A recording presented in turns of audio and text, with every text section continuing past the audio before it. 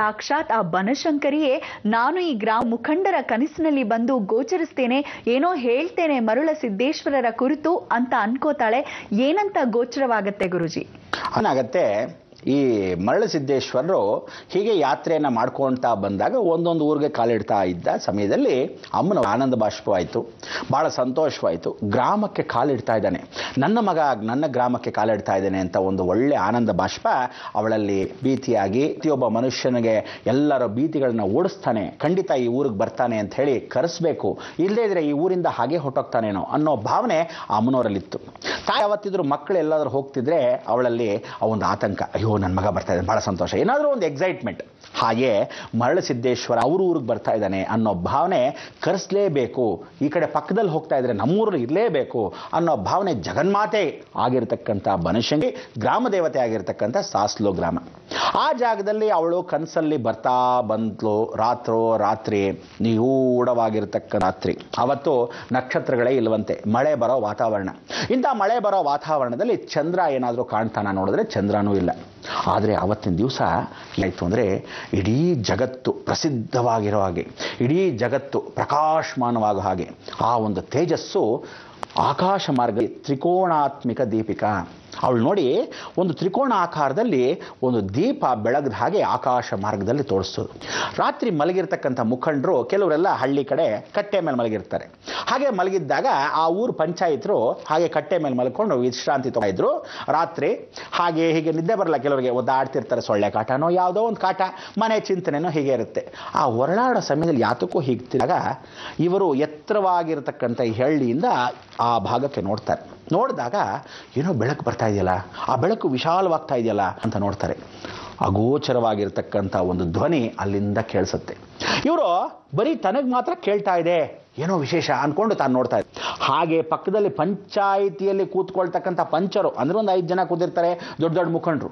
ಒಬ್ಬೊಬ್ಬರಿಗೂ ಅದೇ ರೀತಿಯಾದ ತನ್ನ ಭಾವನೆಯಲ್ಲಿ ಅವರವರ ಮನೆಯಲ್ಲಿ, ಅವರವರ ಕಟ್ಟೆ ಭಾಗದಲ್ಲಿ, ಅವರವರ ನಿವೇಶದಲ್ಲಿ ನಡೀತಾ ಇದೆ. ಏನಂತ ಪ್ರತಿಯೊಬ್ಬನಿಗೂ ಅದೇ ದರ್ಶನ, ಪ್ರತಿಯೊಬ್ಬನಿಗೂ ಅದೇ ವಿಶೇಷವಾಗಿರ್ತಕ್ಕಂಥ ಒಂದು ರಹಸ್ಯ, ಅದೇ ಪ್ರಕಾಶಮಾನವಾಗಿರ್ತಕ್ಕಂಥ ಗೋಚರ. ಆ ಗೋಚರದಲ್ಲಿ ತಾಯಿ ಹೇಳ್ತಾ ಇದ್ದಾಳೆ, ನೋಡಿ ನನ್ನ ಮಗನಾಗಿರ್ತಕ್ಕಂಥ ಸಿದ್ದೇಶ್ವರ ಈ ಭಾಗದಲ್ಲಿ ಬರ್ತಾ ಇದ್ದಾನೆ. ಬರುವಾಗ ನೀವೆಲ್ಲ ಹೋಗಿ ಅವನಿಗೆ ಆಹ್ವಾನ ಮಾಡಿ ಪಲ್ಲಕ್ಕಿಯಲ್ಲಿ ಕೂಡಿಸ್ಕೊಂಡು ಗೌರವದಿಂದ ಕರ್ಕೊಂಡು ಬರಬೇಕು. ಕರ್ಕೊಂಡು ಬಂದು ನನ್ನ ಸಾನ್ನಿಧ್ಯದಲ್ಲಿ ನೀವು ಅವನು ಬಿಟ್ಟಾಗ, ಅವನ ಕೈಯಿಂದ ಪೂಜೆಯನ್ನು ಮಾಡಿಸಿದಾಗ ಈ ಊರಿಗೆ ಒಳ್ಳೆಯದಾಗತ್ತೆ. ನಾನು ಗ್ರಾಮ ದೇವತೆ ಆಗಿರ್ತಕ್ಕಂಥವಳು ನಿಮಗೆಲ್ಲರೂ ಆಜ್ಞೆ ನೀಡ್ತಾ ಇದ್ದೀನಿ ಅಂತ ಹೇಳಿ ಭಾಳ ಸಂತೋಷ. ಈ ಮುಖಂಡರು ಏನೋ ಆಶ್ಚರ್ಯವಾಗಿರ್ಬೋದು ಅಂತ ಹೆಂಡತಿನ ಹೋಗಿ ಕೇಳಿಬಿಟ್ಟು, ನೋಡಿ ನಂಗೆ ಒಂದು ವಿಶೇಷವಾಗಿ ಕನಸು ಬಿದ್ದಿತ್ತು, ಭಾಳ ಸಂತೋಷ, ನಾನು ಇದರ ವಿಚಾರ ಎಲ್ಲ ಮುಖಂಡ ತಿಳಿಸ್ಬೇಕು. ಇವರು ಏನೋ ಇನ್ನೊಂದು ಮುಖಂಡರಿಗೆ ಹೋಗಿ ತಿಳಿಸ್ಬೇಕು, ಅವರು ಆ ಪ್ರಶ್ನೆಯನ್ನು ಆ ಉತ್ತರವನ್ನು ಅವ್ರು ಕೊಡ್ತಾ ಇದ್ದಾರೆ. ಪಕ್ಕದ ಊರಿಗೆ ಹೋಗೋಣ ಅಲ್ಲಿ. ಹೀಗೆ ಎಲ್ಲ ಸುತ್ತಮುತ್ತಲೂ ಇರತಕ್ಕಂಥ ಸಾಸ್ಲು ಗ್ರಾಮದಲ್ಲಿರ್ತಕ್ಕಂಥ ಎಲ್ಲ ಜನಗಳಿಗೆ, ಅಂದರೆ ಮುಖಂಡರೆಲ್ಲ ಹಿರಿಯರು ಯಾರ್ಯಾರಿದ್ರು ಎಲ್ಲರೂ ಸ್ವಪ್ನದಲ್ಲೂ ಎಲ್ಲರಿಗೂ ಗೋಚರವಾಗಿರ್ತಕ್ಕ ನಿಜವಾದ ಸಂಗತಿ ಅವ್ರಿಗೆ ಗೋಚರವಾಯಿತು.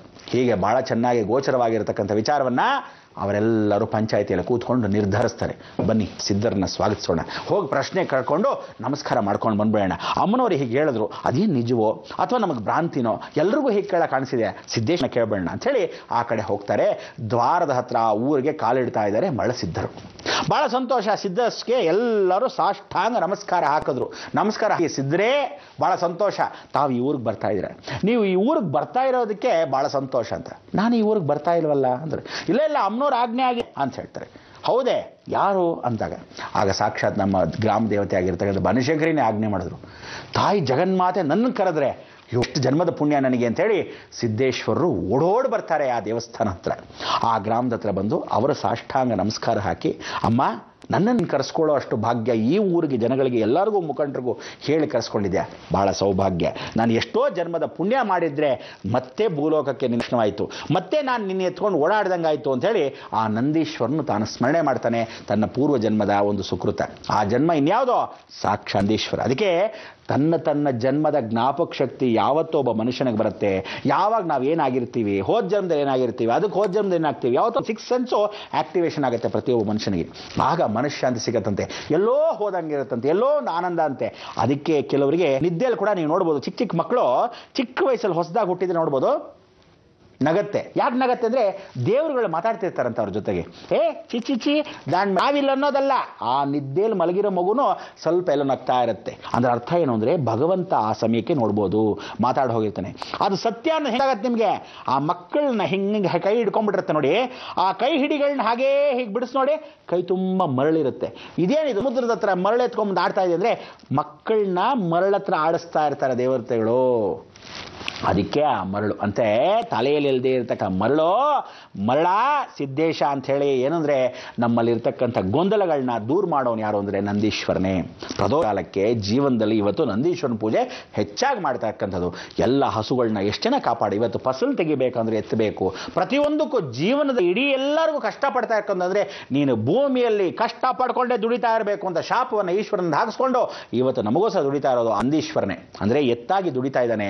ಇವತ್ತಿನ ದಿವಸ ರೈತರು ಏನು ನಾವು ಒಂದು ಒಪ್ಪತ್ತು ಊಟ ಮಾಡ್ತಾ ಇದ್ದೀವಿ ಆ ರೈತರಿಂದಾನೆ. ಕಷ್ಟಪಡ್ತಾರೆ ಆ ರೈತರು. ಆದರೆ ಒಂಚೂರಾದರೂ ನಿಮ್ಮ ಯೋಗ್ಯತೆಗೆ ಆ ರೈತರಿಂದ ಮಧ್ಯದಲ್ಲಿ ಮೀಡಿಯೇಟರ್ಸ್ ಇರ್ತಾರೆ ನೋಡಿ, ದರ್ದದವರು ಏನು ದುಡ್ಡು ಸಂಪಾದನೆ ಮಾಡ್ತಾರೆ ಆ ರೈತನಿಗೆ ಅದರ ಒಂದು ಕಾಲ್ ಭಾಗ ಇಲ್ಲ. ಅದಕ್ಕೆ ಹೇಳೋದು, ಇನ್ನು ಮೇಲೆ ಜನಗಳು ನಾವುಗಳು ಏನು ಮಾಡಬೇಕು ಅಂದರೆ ಪ್ರತಿಯೊಂದು ಹಳ್ಳಿಗಳಿಗೆ ಹೋಗಿ ಆ ಹಳ್ಳಿಗಳಿರ್ತಕ್ಕಂಥ ಅಕಸ್ಮಾತ್ ನಮಗೆ ಬೇಕಾ ನೇರವಾಗಿ ಅಲ್ಲೇ ಕೊಂಡ್ಕೊಳ್ಳೋಣ. ತರಕಾರಿ ಬೇಕಾ ಫ್ರೆಶ್ ಆಗಿ ಕೊಂಡ್ಕೊಳ್ಳೋಣ, ಹಣ್ಣುಗಳು ಬೇಕಾ ಫ್ರೆಶ್ ಆಗಿ ಕೊಂಡ್ಕೊಳ್ಳೋಣ, ಭತ್ತ ಬೇಕಾ ಆ ಊರಲ್ಲೇ ಹೋಗ್ತೋಣ. ಎಷ್ಟು ಬೇಕೋ ಇದು ಮುಂದಿನ ಜೀವನದಲ್ಲಿ ಕೊಂಡ್ಕೊಳ್ಳೋಣ ಅಂತ ನಾನು ಹೇಳೋದಲ್ಲ. ಇನ್ನು ಮೇಲೆ ಅದೇ ಗಣೆ.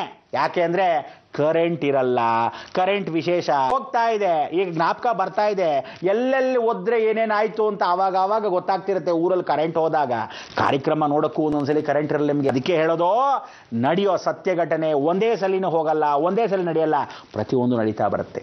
ಹಾಗೆ ಸಿದ್ದೇಶ್ವರಿಗೆ ಅರಿವಾಯಿತು, ನನ್ನ ತಾಯಿ ಜಗನ್ಮಾತೆಗೆ ನಾನು ಎತ್ಕೊಂಡು ಹೋಗ್ತಾ ಇದ್ದೀನಿ, ಈ ಗ್ರಾಮ ದೇವತೆ ಇಲ್ಲೇ ಕೂತಿಯಾಳೆ ಅಂತ ಒಂದು ಸಾಷ್ಟಾಂಗ ನಮಸ್ಕಾರ ಹಾಕಿ ಮಂಗಳಾರತಿನ ಮಾಡ್ತಾಳೆ.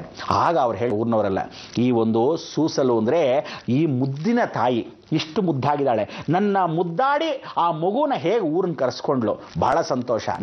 ಆ ಮುಗ್ಧತನೆಯನ್ನ ನನ್ನ ಮೇಲೆ ಬೀರಿ ನನ್ನನ್ನು ಈ ಕರೆಸ್ಕೊಂಡಿರತಕ್ಕಂಥ ನಿಮ್ಮೆಲ್ಲರ ಮೇಲೂ ಅಪಾರವಾದ ಕೀರ್ತಿಯನ್ನು ಇಟ್ಕೊಂಡು ನಾನು ಸ್ವತಃ ಅಷ್ಟೇ ಮುದ್ದಾಗಿ ನಿಮ್ಮನ್ನು ನೋಡ್ಕೊತೀನಿ. ಒಂದು ಊರು ಏನಾದರೂ ಮಗುನ ಎಷ್ಟು ಚೆನ್ನಾಗಿ ನೋಡ್ಕೊತಾರೆ ಗೊತ್ತಾ, ಅಷ್ಟು ಚೆನ್ನಾಗಿ ನಾನು ನಿಮ್ಗೆಲ್ಲರೂ ರಕ್ಷಣೆ ಕೊಡ್ತೀನಿ ಅಂತ ಅವತ್ತು ಆ ಊರಿಗೆ ಸಾಸಲು ಗ್ರಾಮಕ್ಕೆ ಅವರು ಮಾತು ಕೊಡ್ತಾರೆ ಮರಳಸಿದ್ದರು.